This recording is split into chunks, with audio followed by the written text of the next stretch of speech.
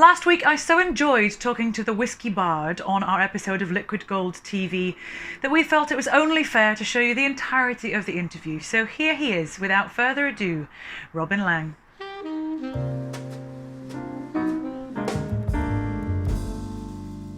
Robin Laing is one of the finest musicians in Scotland. He's sometimes actually known as the Whisky Bard, and with 30 years and 12 albums behind him, I think that's fairly well proven.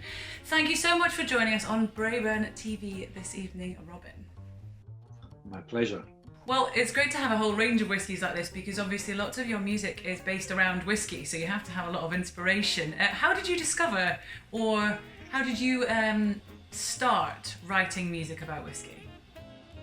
Well, I'd been writing songs for years. I mean, most young guys who, play the guitar try to write songs, even if just to impress the ladies. But I think I was 43 when I decided that I didn't want to be in my profession anymore. I was working in mental health and I wanted to do something more creative. So I gave it up to be a writer, and I was originally thinking a bit of journalism and songwriting in the broadest sense. But then it just occurred to me one day that whiskey is my other passion. Music and whiskey are my passion, so why not try to put them together? And this led to me doing a show in Edinburgh during the Edinburgh Festival that had the whiskey theme. It started like one of these small snowballs that rolls down the hill and gets bigger and bigger. And so now I've done 5 books about whiskey and poetry or songs, and as you say, a large number of CDs. Well, I suppose being a musician as well, I suppose that the great thing about whiskey is it's kind of similar to music. There's so many different varieties, and then there's so much detail within each bottle in each variety, which could be compared to songs versus albums versus artists versus genres. It's both very broad and very, very specific, and that's part of the fun, isn't it? That means that you can stick a toe in various kinds of both whiskies and, obviously not literally, and music.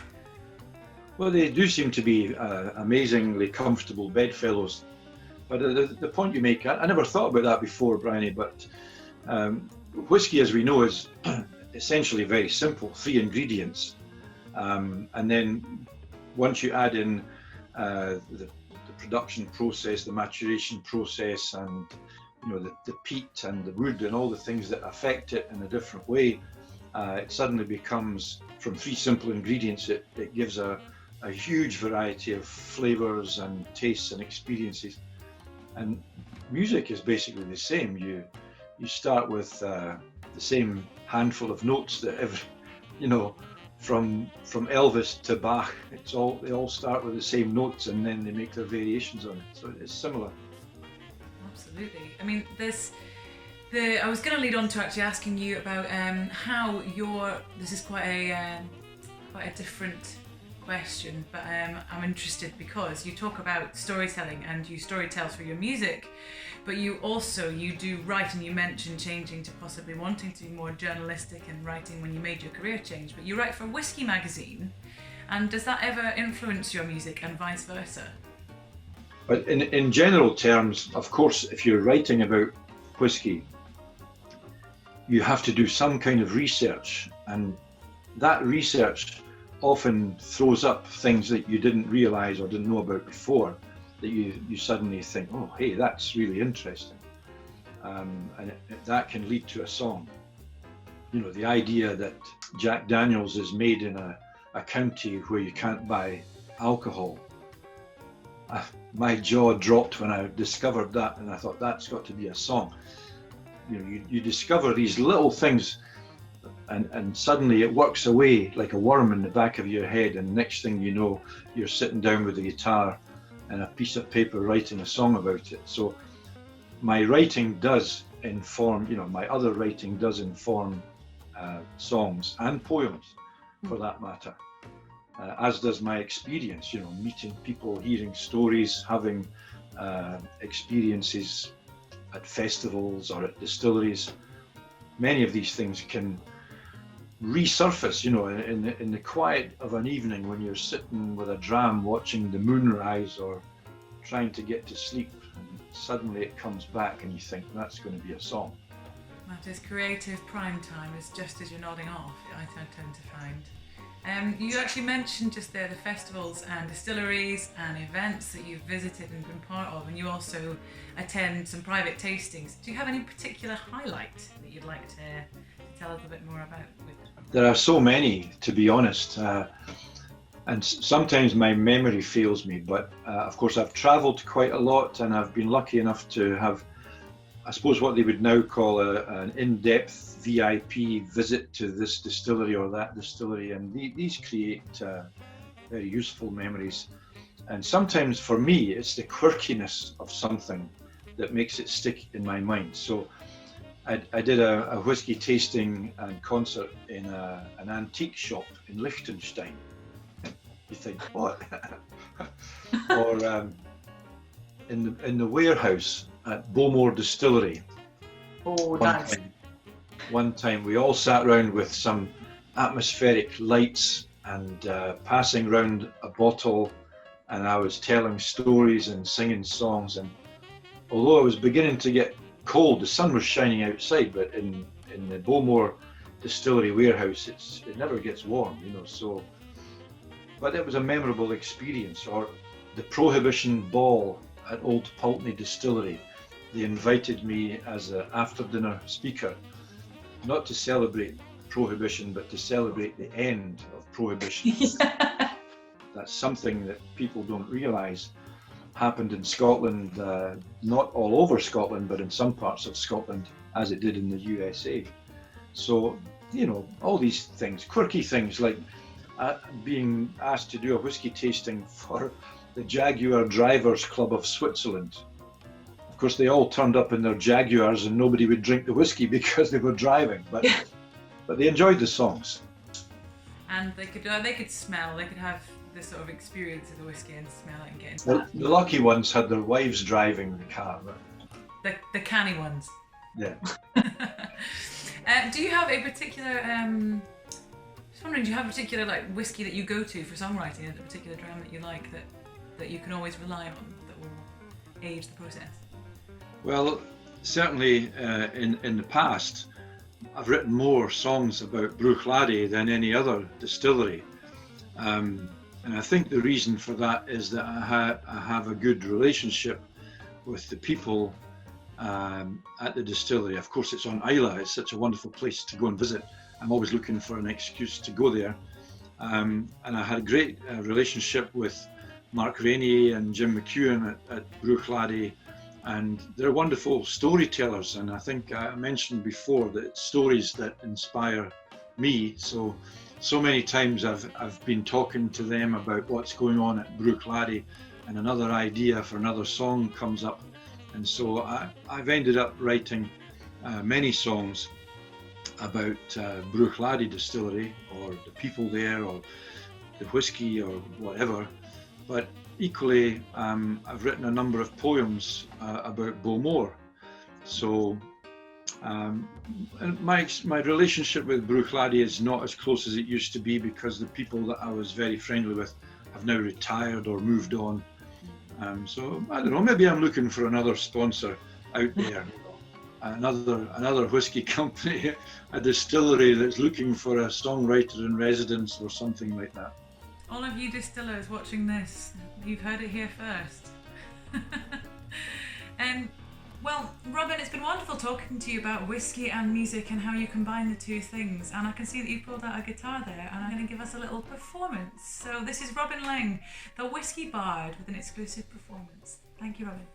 Okay, thank you, Bryony. This song is a track of one of my whiskey albums, and it's called Whisky for Breakfast. And I will leave you to imagine where the inspiration for this song might have come from. But this is Whisky for Breakfast. I take whiskey for my breakfast to see me through the day. Just one little whiskey helps me on my way.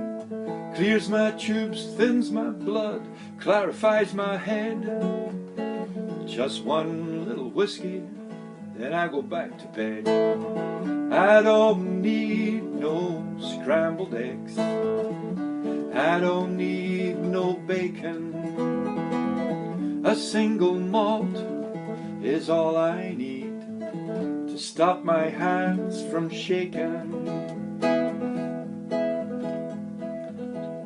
Now some folk love their cornflakes and others porridge oats, shredded wheat, sugar puffs, whatever floats your boat.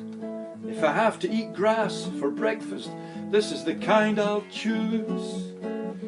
A little bit of barley converted into booze, and I don't need no scrambled eggs. I don't need no bacon. A single malt is all I need to stop my hands from shaking. I come from the land of Calvin, the devil, and John Knox. Winter lasts for half a year, we sleep in woolly socks. But if I lived in southern lands and woke up in the sun, I wouldn't need breakfast whiskey, well, maybe just the one.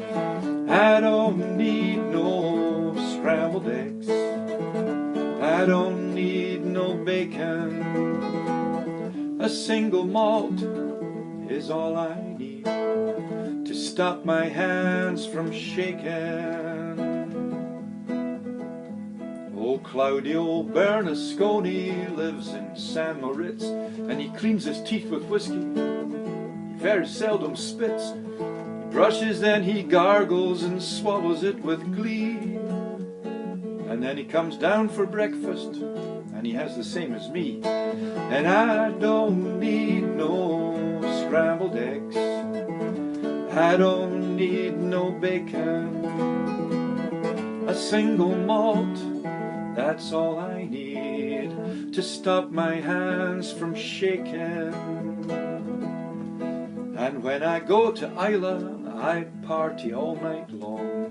Fun and drams and stories, even the occasional song. And sometimes I take breakfast before I go to bed. But if there's nothing in the fridge, well, I have another dram instead. I don't need no scrambled eggs. I don't need no bacon. A single malt is all I need to stop my hands from shaking. And when I go to Dufftown, I stay at the Tannock Grey, and Alan keeps some whiskey in an aerosol spray. He spreads a mist of whiskey over my beans on toast. Then he squirts some on my tongue, and I like that the most. I don't need no scrambled eggs. I don't need no bacon. A single malt is all I need to stop my hands from shaking, to stop my knees from quaking, to stop my bones from aching, to stop my skin from flaking, to stop my heart from breaking.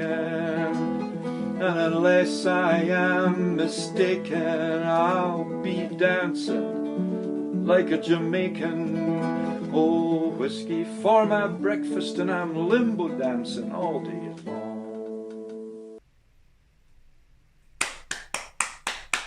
Thank you so much. Thank you very much. Thank you so much. Whiskey for breakfast. What a better thing to do. Robin Laing from Scotland with his fabulous collection of whiskies behind him, inspiring Whiskey for Breakfast and other fabulous songs. Do look him up. He's got some other beautiful, beautiful tunes. Thank you again. Thanks, Bryony. Bye-bye.